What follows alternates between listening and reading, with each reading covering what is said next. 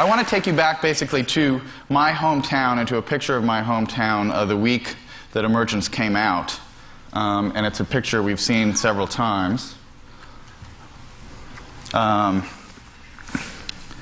Basically, Emergence was published on 9/11. I live right there in the West Village. So the plume was luckily blowing west away from us. We had a 2.5-day-old baby in the house. That was ours. We had taken it from somebody else.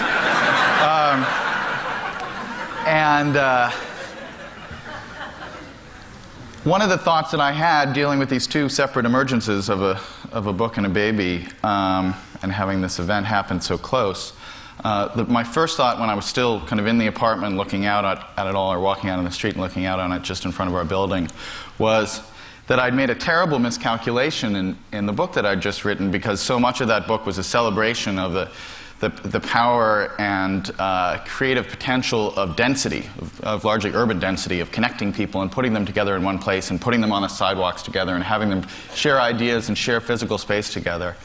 And it seemed to me, looking at that tower burning and then falling, those towers burning and falling, that in fact one of the lessons here was that density kills.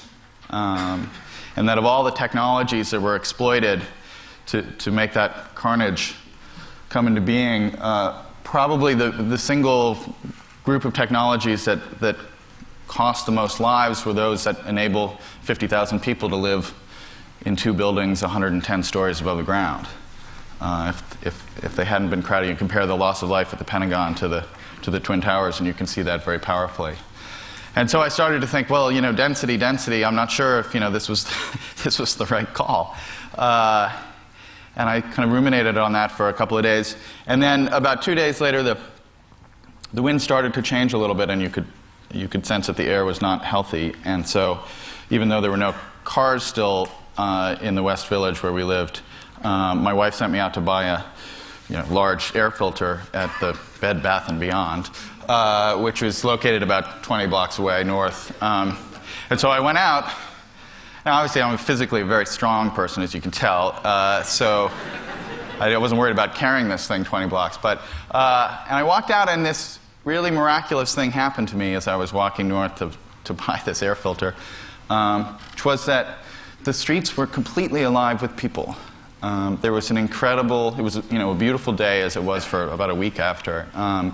And the West Village had never seemed more lively. I walked up along Hudson Street, where Jane Jacobs had lived and written her great book that so influenced what I was writing in Emergence, past the White Horse Tavern, the great old bar where Dylan Thomas drank himself to death, and the Bleecker Street playground was filled with kids. And all the people who lived in the neighborhood, who owned restaurants and bars in the neighborhood, were all out there, had them all open. People were out. There were no cars, so it seemed even better in some ways.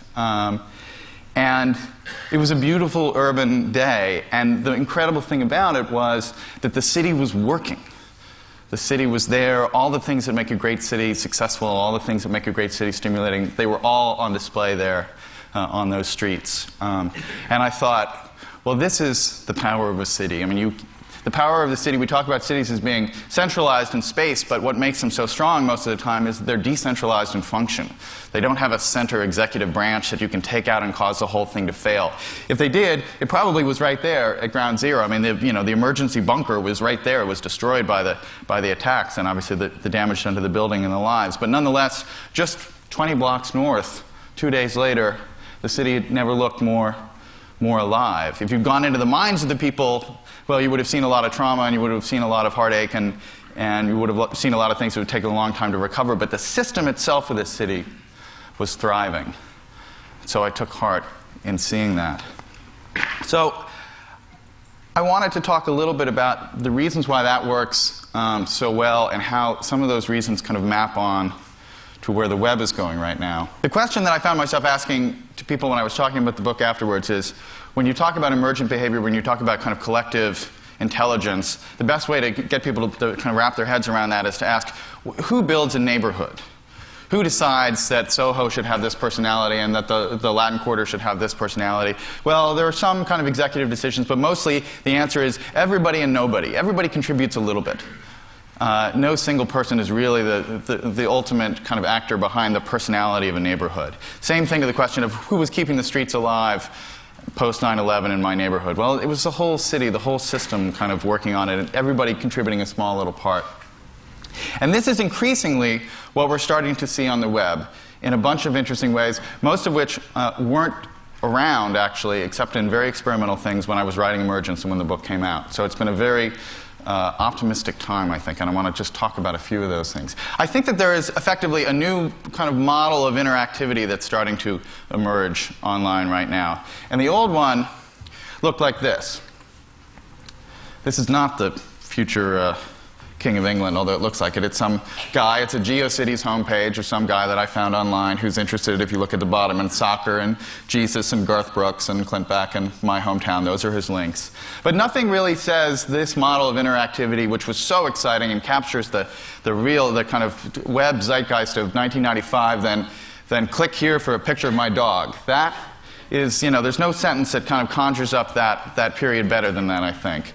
Which is that you suddenly have the power to put up a picture of your dog and link to it, and somebody reading the page has the power to click on that link or not click on that link.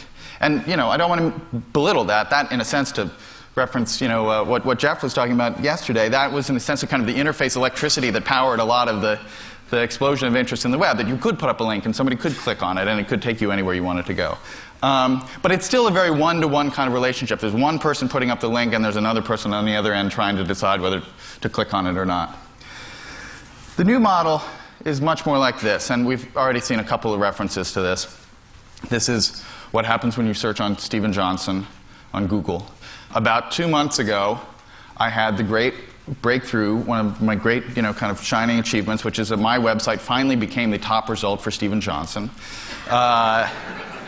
There's some theoretical physicist at MIT named Stephen Johnson who has dropped 2 spots, I'm happy to say.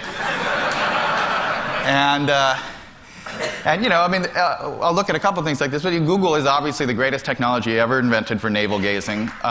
It's just that there's so many other people in your navel when you gaze, you get to see.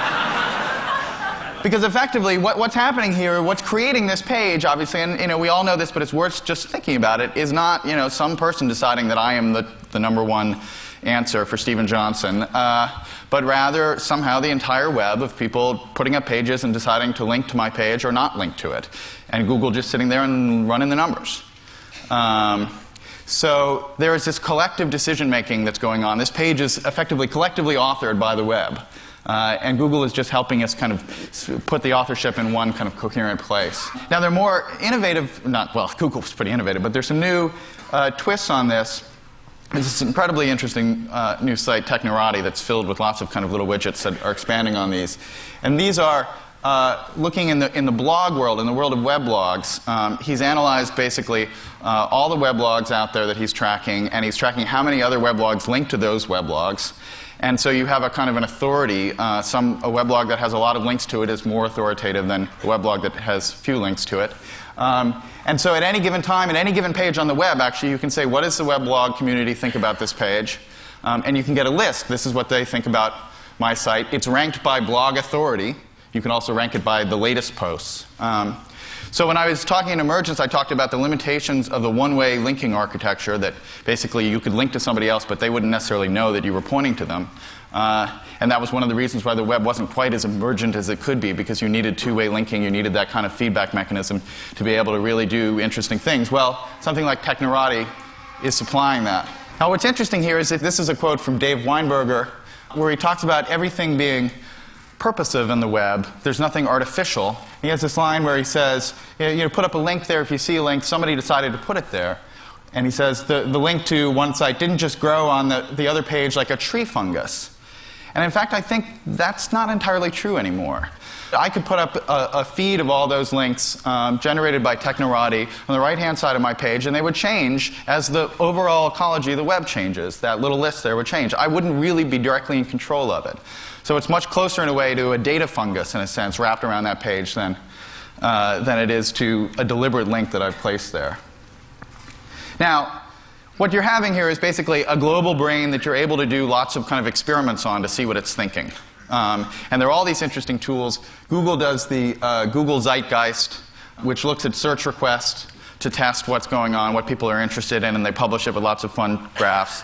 And I'm saying a lot of nice things about Google, so I'll just say one little critical thing. There's a problem with the Google zeitgeist, which is it often comes back with news that a lot of people are searching for Britney Spears pictures, which is not necessarily news. The Columbia blows up, suddenly there are a lot of searches on Columbia. Well, you know, that we should expect to see that. That's not necessarily something we didn't know already. So the key thing in terms of these new tools that are kind of plumbing the depths of the global brain, that are sending kind of trace dyes through that whole bloodstream, the question is, are you finding out something new? And one of the things that I've experimented with is this thing called Google Share, which is basically you take an abstract term and you search Google for that term, and then you search the results that you get back for somebody's name. So basically, the number of pages that mention this term that also mention this page, the percentage of those pages is that person's Google share of that term. So you can do kind of interesting contests. Like, for instance, this is Google share of the TED conference. So this is Richard Saul Wurman has about a 15% Google share of the TED conference. Our good friend Chris has about a 6%, but with a bullet, I might add. But the interesting thing is you can broaden the search a little bit, and it turns out actually at 42% is the mola mola fish. I had no idea. No, that's not true. I made that up because I just wanted to put up a slide of the mola mola fish. I also did, I don't want to start a little fight in the next panel, but I did a Google share analysis of evolution and natural selection. So right here, now this is because big category, you have smaller percentages. So this is 0.7%. Dan Dennett, who will be speaking shortly. Right below him, 0.5%, Steven Pinker. So Dennett's in the lead a little bit there. But what's interesting is you can then broaden the search and actually see interesting things and get a sense of what else is out there. So Gary Bauer is not too far behind, has slightly different theories about evolution and natural selection, and right behind him is L. Ron Hubbard. So you can see we're in the ascot, which is always good. And by the way, Chris, that would have been a really good panel, I think, right there. Hubbard apparently started to reach, but besides that, I think it would be good next year. Another quick thing, this is a slightly different thing, but this analysis, some of you may have seen, it just came out. This is bursty words looking at the historical record of State of the Union addresses. So these are words that suddenly start to appear out of nowhere. So they're kind of memes that start taking off that didn't have a lot of historical precedent before. So the first one is, these are the bursty words around 1860, slaves, emancipation, slavery, rebellion, Kansas. That's Britney Spears. I mean, okay, interesting. They're talking about slavery in 1860. 1935, relief, depression, recovery, banks. Okay, I didn't learn anything new there as well. That's pretty obvious. 1985, right at the center of the Reagan years. That's where there's weave its. Now, there's one way to interpret this, which is to say that emancipation and depression and recovery all have a lot of syllables. So he, condensed it down a little. It's hard to remember those. But seriously, actually, what you can see there in a way that would be very hard to detect otherwise is Reagan reinventing the political language of the country and shifting to a much more intimate, much more folksy, much more telegenic, contracting all those verbs. 20 years before, it was still ask not what you can do.